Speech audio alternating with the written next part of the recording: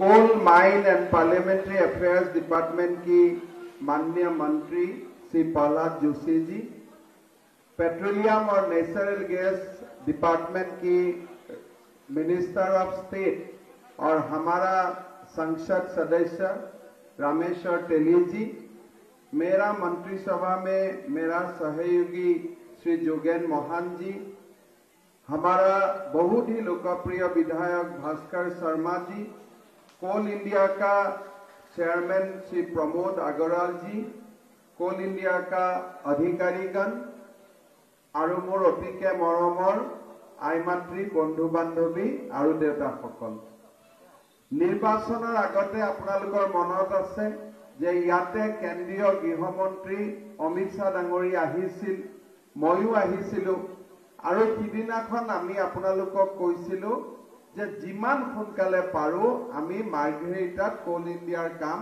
আজি আকৌ আৰম্ভ কৰিম। চৰকাৰ গঠন হ'ল 1 বছৰ পুৰা হবৰ কাৰণে আৰু 1.5 মাহ সময় আছে, কিন্তু 10 মেৰ আগতে প্ৰথম বছৰতে আমাৰ এটা মাৰ্ঘেৰিটা ৰাইজৰ প্ৰতি থকা ডাঙৰ প্ৰতিশ্ৰুতি পুৰা হৈ গ'ল।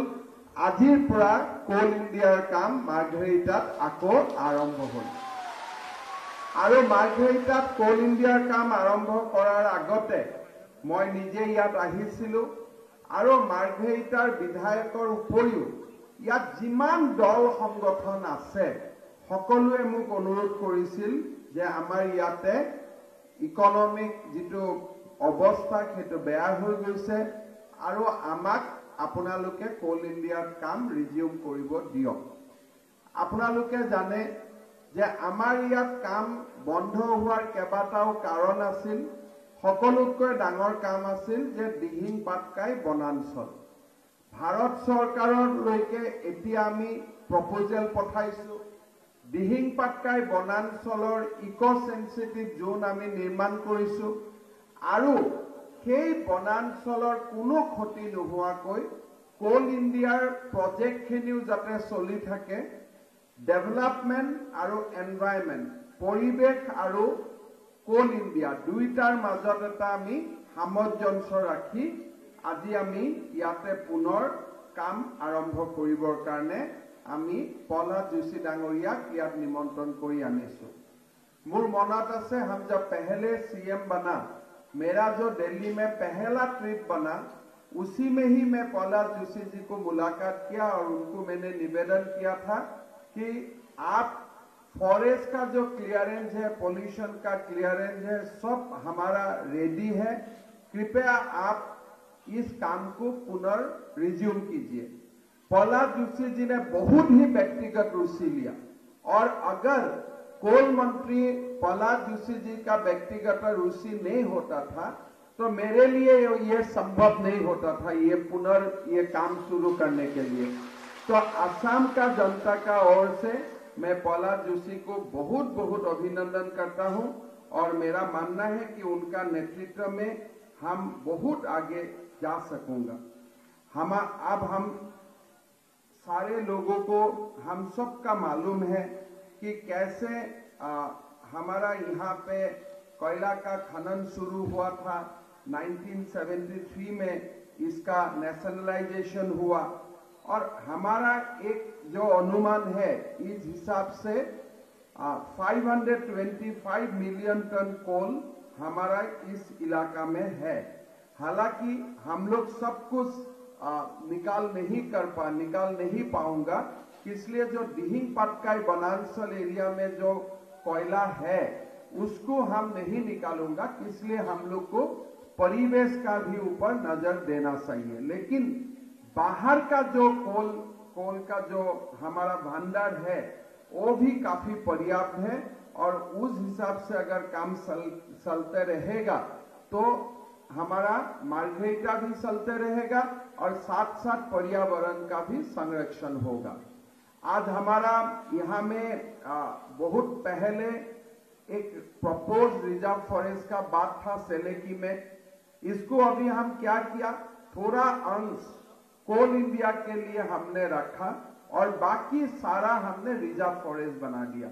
मतलब जो सेलेकी का एक जो रैंक था कि प्रपोज रिजर्व फॉरेस्ट, आज उनको हम पूरा की पूरा रिजर्व फॉरेस्ट बना दिया। असम का फॉरेस्ट इलाका में इजाफा हुआ, लेकिन साथ साथ में हम मार्घेरिटा का जहाँ कोल भंडार है, जहां में पर्यावरण का बहुत ज्यादा कंसर्न नहीं था, पब्लिक हियरिंग करके उस एरिया को काट के बाकी एरिया को हमने नोटिफाई कर दिया हो।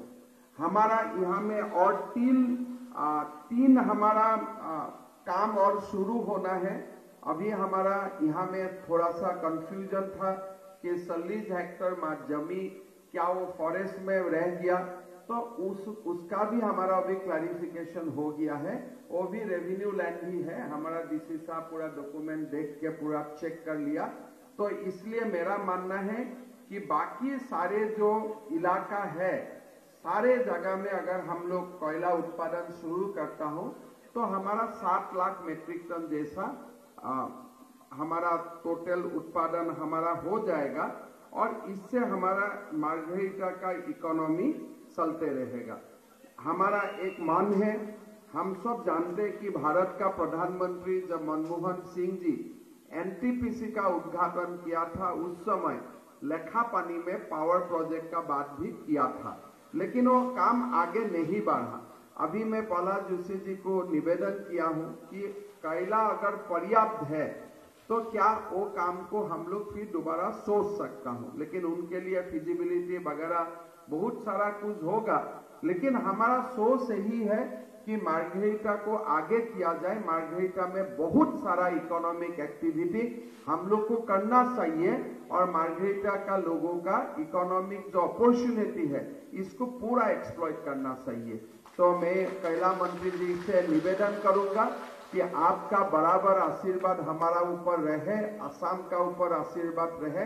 हम असम को बहुत दूर आगे ले जाना चाहता हूं, लेकिन मोदी जी का आशीर्वाद का बिना वो संभव नहीं है। मोदी जी का आशीर्वाद असम का ऊपर बराबर बने रहे, प्रहलाद जी का सहयोगिता हम लोग को मिलते रहे, हम लोग काफी आगे जाऊंगा, ये मेरा विश्वास है। आमार मार्घेरिटा राइजर कारणे मैं कब खुजिছো যে ভাস্কৰ শৰ্মাই বহুত কষ্ট কৰিলে কামখিনি কৰাৰ কাৰণে, আৰু ভাস্কৰ শৰ্মাৰ প্ৰচেষ্টাৰ কাৰণে, আৰু আমাৰ ইয়াৰ সংসদ ৰামেশ্বৰ তেলী ডাঙৰীয়া, মই যেতিয়াই দিল্লী যাওঁ ৰামেশ্বৰ তেলী ডাঙৰীয়াৰ লগত থাকে, য'ত যেনেকে গৈছো। এই দুইজন ব্যক্তিৰ কাৰণে আজি এই কামটো সম্ভৱ হ'ল। আপোনালোক সকলোকে মই অনুৰোধ কৰিম সদায় যেন তেওঁলোকৰ লগত আপোনালোক থাকে, আৰু একেলগে আমি যাতে মাৰ্ঘেৰিটাক আগুৱাই লৈ যাব পাৰোঁ। পুনৰ বহাগ বিহু আহি আছে, মই পুনৰ আপোনালোকক বহাগ বিহুৰ শুভেচ্ছা জনালো। পিছত মাৰ্ঘেৰিটাত আকৌ আহিম, আপোনালোকক আকৌ লগ পাম। বহুত বহুত ধন্যবাদ। আকৌ এবাৰ মোৰ লগত ক'ব, ভাৰত মাতা কি, ভাৰত মাতা কি, বন্দে বন্দে। বহুত বহুত ধন্যবাদ।